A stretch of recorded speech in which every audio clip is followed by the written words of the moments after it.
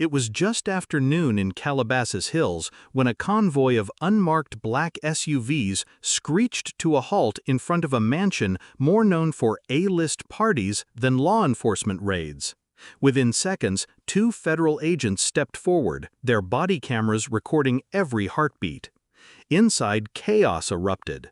Will Smith, the man millions once hailed as America's dad, stood motionless, pale as his assistant screamed and a private driver dropped his keys in disbelief. The agents didn't pause for explanations.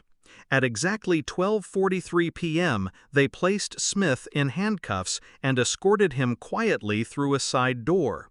Smith didn't resist. His eyes, once alive with charm on red carpets and talk shows, now stared blankly forward as if trying to process a nightmare come to life. Outside, journalists and paparazzi converged like a hive of hornets. Within minutes, the world was flooded with headlines. Will Smith arrested after Diddy testimony. Hollywood's golden boy falls. Social media imploded. Some fans clung desperately to his innocence, while others reposted his old motivational speeches, now captioned with scathing sarcasm. Jada Pinkett Smith, hounded by reporters as she stepped outside a yoga class, simply muttered, "I'm learning how to breathe," before fleeing into a waiting car. Meanwhile, their son Jaden's cryptic tweet, "The sun can't stay hidden forever," became an instant global trending topic before vanishing 12 minutes later. In a private cell in Los Angeles, Smith sat alone, refusing to speak beyond a single question. What the hell did Diddy say? The man who once slapped Chris Rock on live television, then cried at the Oscars, had stepped into a real-life plotline no screenwriter could have imagined. But this was no carefully choreographed award show moment. It was the catastrophic opening act in the unraveling of a legend. A carefully curated empire now facing dissection under the harshest lights imaginable. Under the cold fluorescent lights of the Southern District Federal Court of New York, a trembling, pale-faced Sean Diddy Combs shuffled into the courtroom. His designer suit hung awkwardly on his shoulders, and his wrists remained cuffed as if to remind the world of his new reality, no longer an untouchable mogul, but a man on the brink of complete implosion. Spectators expected another round of evasive statements, perhaps a desperate attempt to salvage his reputation. Instead, they got something that no one, not even the most seasoned legal insiders, saw coming. When called to the stand, Diddy paused for 13 agonizing seconds. The room fell silent, except for the nervous shuffling of papers and the distant tick of a clock behind the judge. Then, in a voice so hoarse it seemed to scrape against the walls, he dropped the nuclear bomb. Will Smith was the one who started everything. I thought I was in control, but he was controlling me. A sharp gasp shot through the courtroom like an electric shock. The court clerk's pen froze mid-motion. An FBI agent in the back immediately began typing a request to verify the statement. Diddy then launched into a near 46-minute confession, each word laced with pain, fear, and a tinge of betrayal so thick it almost choked him. According to Diddy, the infamous private parties, the ones that had long been whispered about in hushed tones at Hollywood after-parties, were never his idea. In 2018, during a 47-minute call from an untraceable number allegedly linked to Will Smith's management office, Diddy claimed he was ordered to organize the parties, provide the atmosphere, and make sure the guests felt free. But there was a catch. Will handled the cameras. He called it insurance, a collection of leverage against anyone who stepped out of line. Diddy declared, wiping tears with trembling fingers, the parties weren't mere hedonistic gatherings. They were a meticulously orchestrated network designed to capture compromising footage of celebrities, executives, and even political figures. These insurance tapes were later used to maintain silence, loyalty, and above all, power. Diddy confessed that he too was caught in this web. He once thought the tapes were just a safety net against blackmail from external threats. But he learned the truth too late. He himself was on them. I thought I could leave whenever I wanted. But the moment I tried to distance myself, he showed me a video, me, vulnerable, compromised. That was the leash. After that, I had no freedom left. Diddy broke down multiple times during his testimony, requiring repeated recesses. Court officers handed him tissues while his legal team sat frozen, unable to offer a lifeline. As he continued, Diddy described a chilling hierarchy. Will Smith allegedly acted not as an entertainer, but as a covert puppet master. The tapes, according to Diddy, included footage of not only celebrities, but also high-ranking politicians and powerful executives, the kinds of people who could make or break entire industries with a single phone call. Diddy submitted a hard drive before his testimony began, allegedly containing numerous raw, unedited clips. Sources inside the FBI later confirmed that at least 3 of these clips featured Will Smith personally orchestrating interactions at these parties, sometimes even directing camera angles or instructing staff to focus on certain guests. When asked why he waited so long to reveal this, Diddy stared blankly into the courtroom audience and whispered, "I thought I was protecting myself. But really, I was a puppet protecting the real monster." Inside sources revealed that after this confession, an emergency meeting was held at FBI headquarters to verify Diddy's claims. Within hours, agents began cross-referencing video metadata, guest lists, and private security footage from multiple mansions in Miami and Los Angeles. Meanwhile, Will Smith's legal team scrambled. One assistant was seen typing furiously on a phone as Diddy spoke, signaling a full-scale crisis. By the time Diddy finished, defense attorneys were already preparing public statements, but the damage was irreparable. Social media exploded with hashtags, #WillThePuppetMaster, #DiddySpeaks, and #HollywoodUnderOath. Users flooded timelines with old interviews of Will Smith talking about controlling his environment, ironically echoing the very tactics now alleged against him. Within 2 hours of Diddy's testimony, an old video from a 2015 talk show appearance resurfaced. In it, Will Smith said, "I record everything in my life, not to remember, but to maintain order." At the time, it was taken as a quirky comment. Now it was dissected as a veiled confession. Meanwhile, industry insiders whispered about the so-called faith lock technique, Will Smith's rumored system of loyalty based not on trust, but on fear. According to Diddy, this system extended far beyond parties.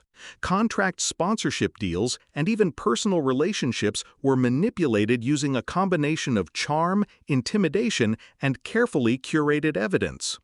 Some legal analysts argued that Diddy's testimony might be a desperate tactic to reduce his own sentence. But investigators found the level of detail chillingly precise, matching time-stamped security logs, travel records, and hush money transfers previously flagged in other unrelated probes. By the time Diddy stepped down from the stand, the courtroom was a graveyard of stunned expressions and shattered illusions. Even those who once regarded Diddy as an irredeemable villain now saw him as a broken pawn in a much darker game. As he was escorted out, Diddy looked straight into the cameras and mouthed a final phrase. "I thought I was the king, but I was just another piece on his board." In that moment, the world saw not just a fallen rapper, but the outline of a colossal network orchestrated by one of the most beloved figures in modern entertainment. While the world reeled from Diddy's courtroom confession, federal agents in Los Angeles and New York worked around the clock, piecing together the most sophisticated control apparatus ever discovered in celebrity history. For decades, Will Smith cultivated an image of being the charming, approachable, almost squeaky clean superstar, the funny guy in interviews, the devoted family man, the wise motivational speaker.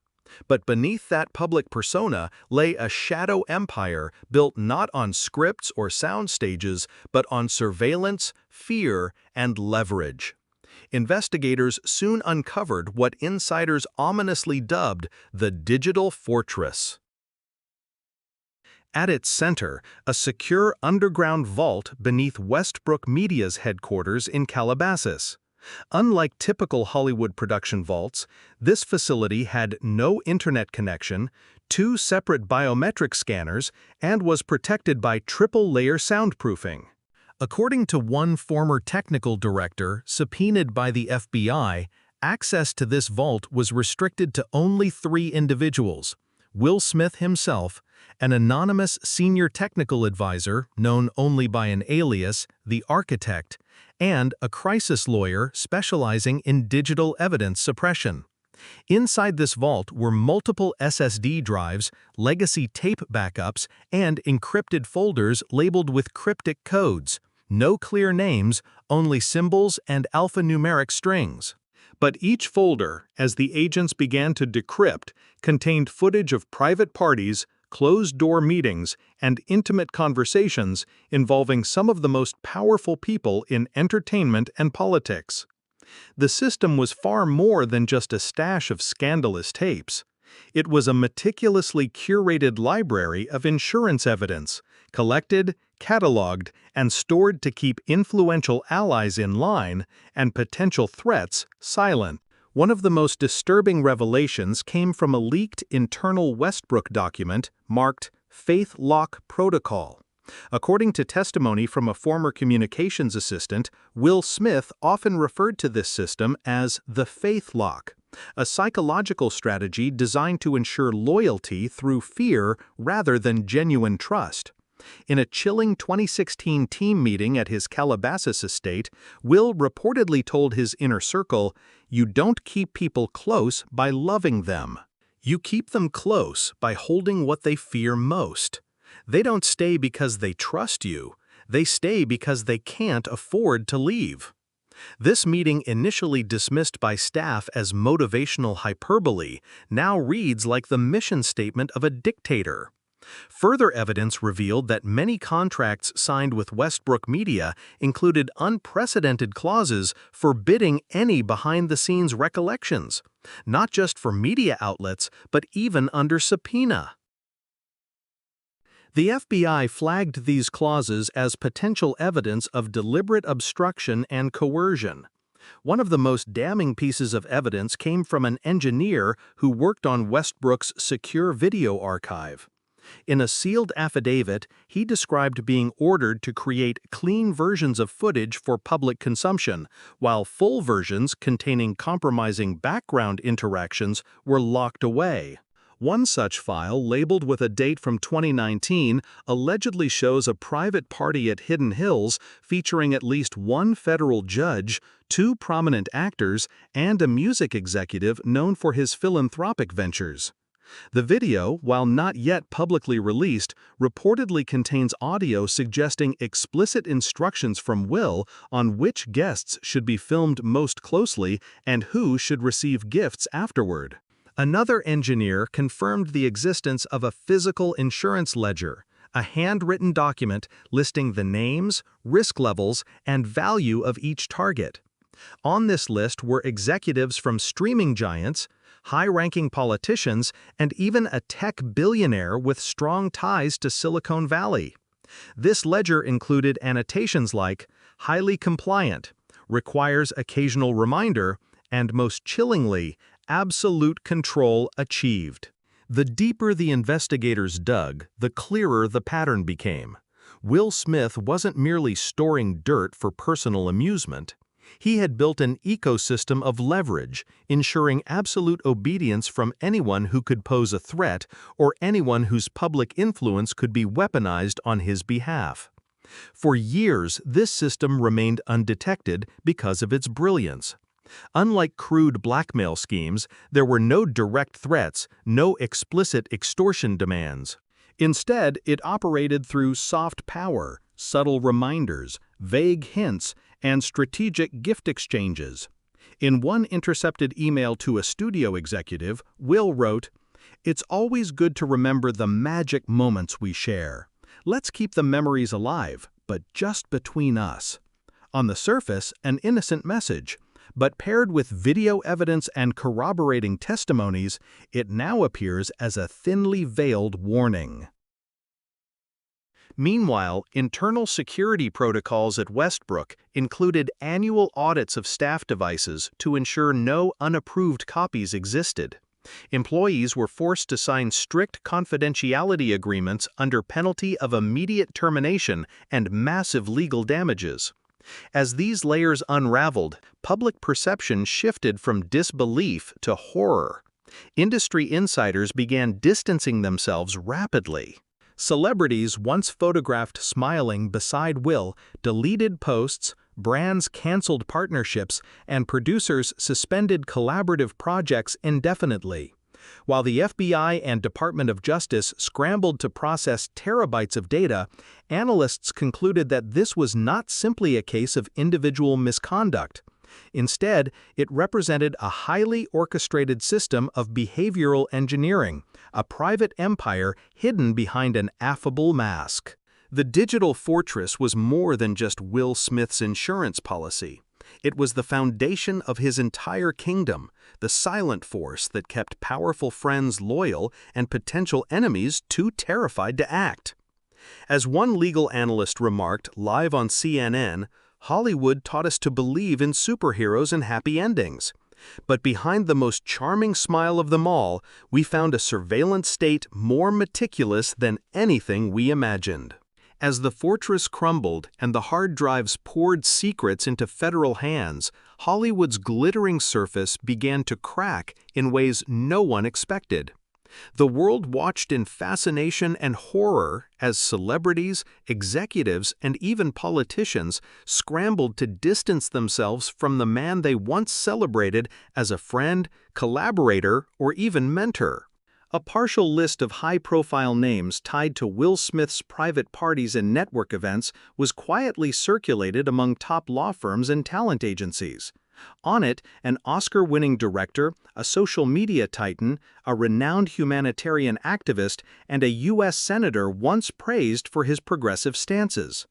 The real shock wasn't just the attendance at these gatherings, it was the revelation that these events were weaponized.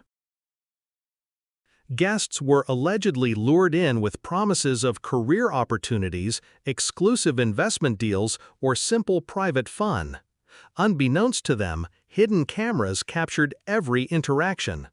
These tapes were later labeled and stored under cryptic code names, forming a digital chain around their necks. When news broke, the entertainment industry plunged into chaos. A famous actress known for her fierce feminist advocacy abruptly canceled all public appearances and entered a psychological retreat, according to her team. Meanwhile, a blockbuster director bolted from his home just minutes before federal agents arrived with a subpoena, a scene more reminiscent of a spy thriller than a Hollywood press junket. Jada Pinkett Smith, long viewed as Will's emotional anchor, went completely dark on social media. Her carefully crafted public persona as a healer and self-empowerment guru dissolved overnight. Rumors swirled that she had known about the recordings since at least 2020 and had pleaded with Will to stop, but by then the machine was too vast to dismantle without imploding their lives. Even longtime friends in music and sports industries retreated into stunned silence. A singer who had once proudly posted photos from a private summer retreat at Will's estate quickly deleted every mention and deactivated her accounts. Among the most chilling discoveries was an internal Westbrook document describing relationship management tiers, essentially a loyalty rating system for each contact, color-coded and annotated with comments such as completely dependent, potential whistleblower, or must pacify regularly. This system revealed that many so-called allies were never real supporters. They were participants trapped in invisible webs, terrified of exposure or career ruin. For some, their silence had been purchased with lucrative deals or roles. For others, it had been enforced by threats and carefully leaked reminders of what could be revealed. A former PR strategist for Westbrook described a chilling scenario in a confidential interview. You didn't even need to say, "I have a tape." Just a look, a single cryptic text that was enough. Everyone knew exactly what it meant. The network had metastasized far beyond Hollywood's inner circles. Lobbyists, media executives, and even philanthropic leaders appeared in the metadata trails. A social activist once praised for community reform work turned out to have received a multi-million-dollar donation from a shell company tied to Westbrook. Under normal circumstances, such a gift might be seen as charitable. Now it looked like hush money. Meanwhile, the public began to react with a toxic mix of betrayal and fury. Social media hashtags shifted overnight from #JusticeForWill to Hollywood House of Cards and Cut the Strings. Many fans admitted they had ignored red flags for years. The carefully controlled interviews, the vague but controlling comments about owning your narrative, and the obsessive media management. With each new revelation, the carefully built family man image of Will Smith decayed further, transforming into the face of a cold, manipulative puppeteer. Industry experts now call this the Hollywood anaphylaxis effect, a violent allergic reaction to the sudden exposure of systemic rot. The fallout was so severe that agencies began drafting emergency distancing statements prepared to release within minutes if a client's name surfaced. But beneath the scramble and PR chaos lay a darker question. Were these people truly willing accomplices, or just as much prisoners as Diddy had been? Some insiders insist that at least a few knew exactly what they were part of and leveraged their own secrets to climb higher. Others claim they were bait, trapped, blackmailed, and then showcased like trophies in Will's kingdom of shadows. As federal prosecutors sifted through the footage and the world watched every move, one truth grew undeniable. The lines between victim and accomplice in this Hollywood saga were blurred beyond recognition. As revelations from the digital fortress and Diddy's confession spread like wildfire, a chilling hush descended on Hollywood. The same industry that once thrived on performative vulnerability, teary award speeches, and public apologies was now paralyzed, staring at its own reflection in a shattered mirror. For decades, there had always been an unspoken rule in entertainment: protect the machine at all costs. When rumors surfaced, they were dismissed as jealous gossip. When victims whispered, they were painted as opportunists. When scandals threatened to ignite crisis PR teams smothered them with generic statements about learning and healing. But this time was different. In the hours after Will Smith's arrest and Diddy's courtroom meltdown, major agencies convened emergency meetings. Agents urged clients to scrub any online mentions of Will, delete old photos, and prepare exit strategies. Sponsorship contracts with Westbrook Media evaporated overnight. Brand partners released statements citing zero tolerance for coercion and abuse, while some networks quietly canceled future projects starring or produced by Will. Meanwhile, Hollywood insiders scrambled to protect themselves. Studio executives who once praised Will's professionalism now turned away reporters, barricading themselves behind NDAs and no-comment responses.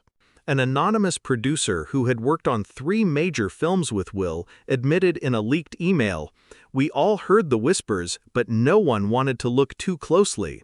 You don't question the hand that feeds you, especially when that hand holds all your secrets."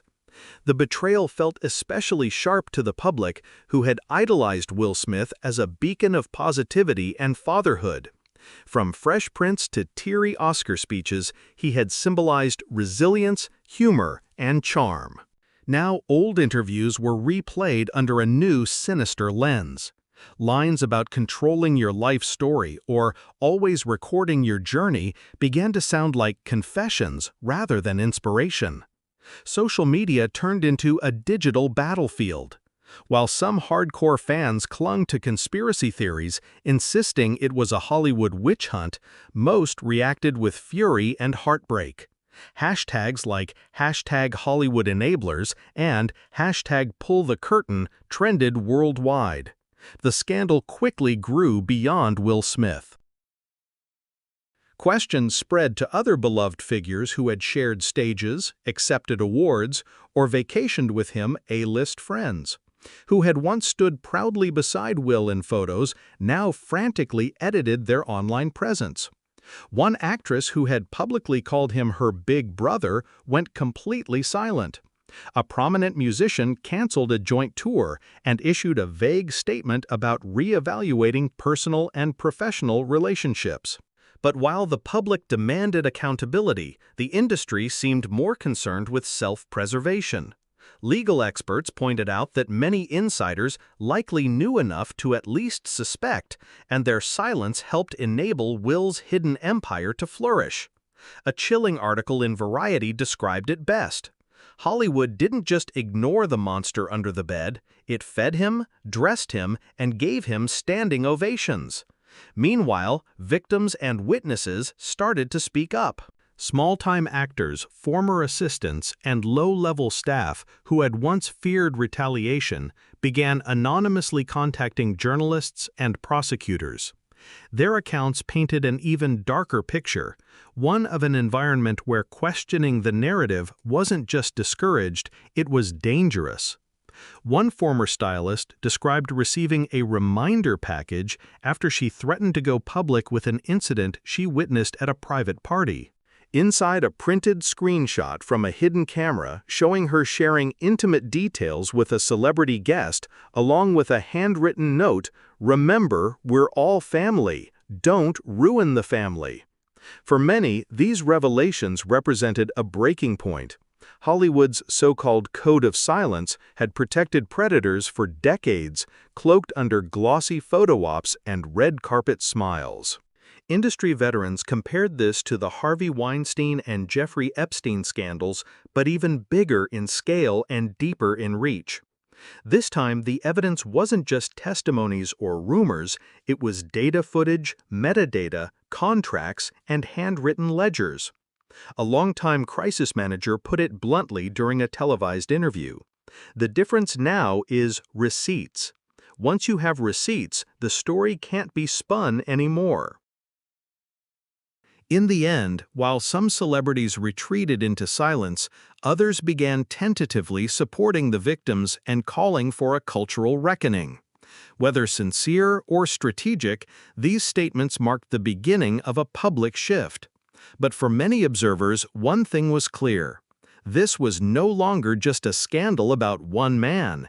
It had become a collective moral trial of an entire industry, one that had for too long chosen applause over accountability and profit over protection.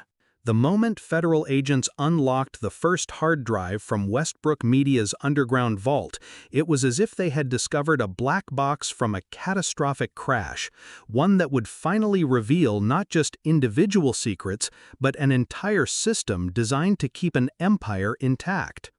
Over 47 terabytes of data emerged: raw video files, encrypted backups, internal memos, metadata logs, and what prosecutors called the nerve center of Will Smith's control operation.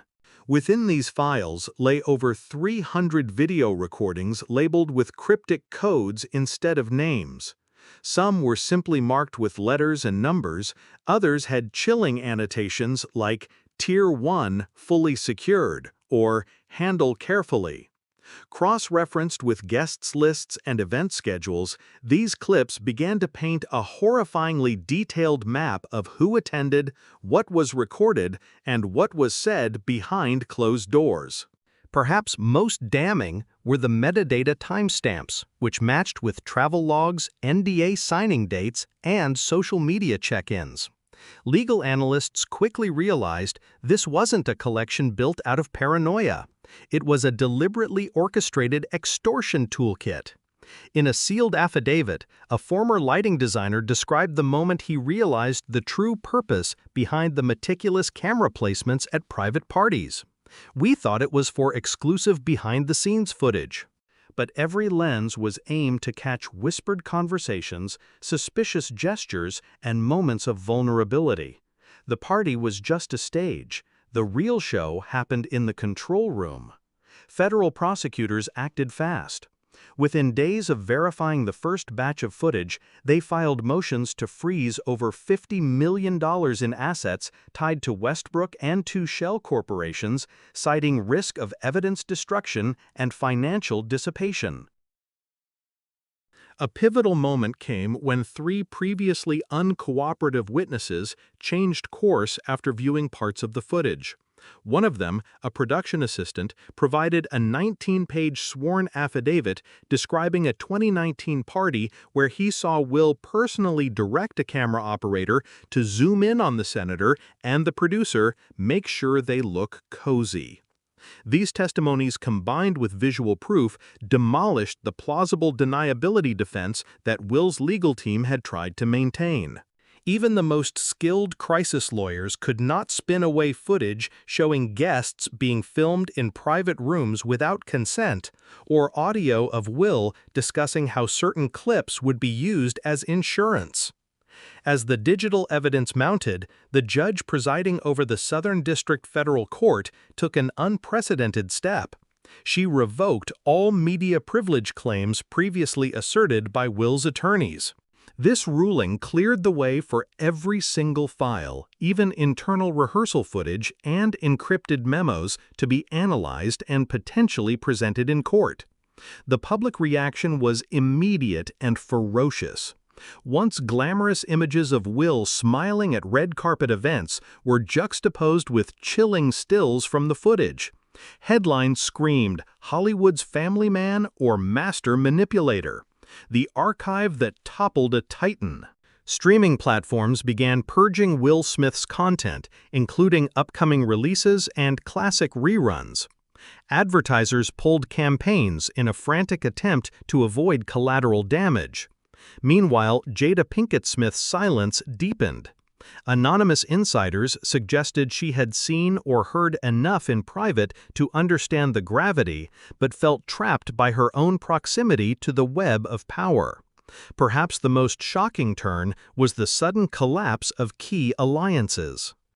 Politicians who had previously defended Will retreated from public view, and celebrity allies rushed to publicly denounce him, some undoubtedly out of self-preservation rather than moral clarity.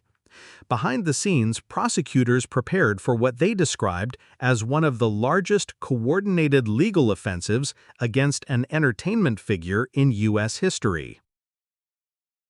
With video evidence acting as an unassailable witness, charges rapidly expanded from privacy violations and illegal surveillance to conspiracy, extortion, and obstruction of justice. As a legal commentator put it on MSNBC, data doesn't lie.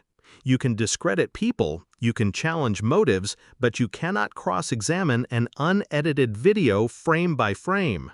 The digital evidence didn't just dismantle Will's defense.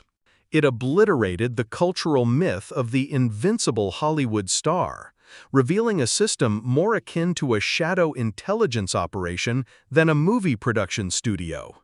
By the time the final external drives were cataloged, prosecutors reportedly joked grimly among themselves, "We don't need a script, the footage writes the indictment for us." In that cold, sterile evidence room, the empire Will Smith had spent decades building and defending at any cost finally fell silent. As the final files were decrypted and the last names were added to the growing list of implicated figures, a stunned silence settled over Hollywood. It wasn't the silence of relief or recovery, it was the deafening quiet of an industry realizing it had helped create a monster, and that monster had lived comfortably among them for decades. For the public, Will Smith had once embodied a rare blend of humor, wisdom, and warmth. He was the man who rapped about no cursing, who inspired millions with motivational talks, who cried on stage and spoke of love. But beneath that charm, he orchestrated one of the most insidious power networks ever revealed in the entertainment world. His carefully curated good guy image became his ultimate camouflage. While fans and colleagues celebrated his open vulnerability, he built a labyrinth of control beneath their feet. Now his legacy stands not as a monument to talent and perseverance, but as a warning sign, a testament to how charisma can blind entire industries and audiences alike. As Will sat in his cell, his once sparkling eyes dulled and distant. The empire he had so meticulously engineered crumbled in real time. Brand deals evaporated, streaming contracts dissolved, and lifelong allies became accusers or ghosts. Even his own family seemed lost in the storm, each of them now symbols of an illusion that had metastasized far beyond one man's ego. But beyond Will Smith, a larger question loomed. What does it say about Hollywood and us that this could happen? How many looked away, signed checks, or shared stages out of self-interest or fear? How did the culture of silence, so deeply woven into Hollywood's fabric, allow a single man to weaponize secrets against an entire ecosystem? As a cultural analyst put it, this isn't just the story of a fallen star. It's the story of an industry that would rather sell a feel-good narrative than confront the rot inside. In the days following the revelations, a new, more introspective wave of public discourse began. Commentators debated how society lionizes its icons, how fame and power are so easily mistaken for integrity. Conversations once confined to victim advocacy circles now flooded mainstream airwaves. Meanwhile, prosecutors announced that further investigations into related networks had already begun. More subpoenas would be issued, more parties would be questioned, and more vaults, both literal and metaphorical, would be opened. The image of Will Smith not as the fresh-faced prince or the beloved father figure, but as a lone, shackled man stripped of all illusion, will haunt Hollywood for years to come. And perhaps that is the only silver lining in this long, dark saga, that finally, in the aftermath of so much pain and manipulation, the industry has been forced to look into its own soul and ask, who are we applauding? What stories do we choose to believe? And what does it cost us to keep clapping? In the end, Will Smith's greatest performance wasn't in front of a camera. It was the invisible, decade-spanning act of turning trust into currency and love into leverage. Now, as the lights fade and the audience disperses, all that remains is the echo of a single truth. Even the brightest stars can cast the darkest shadows.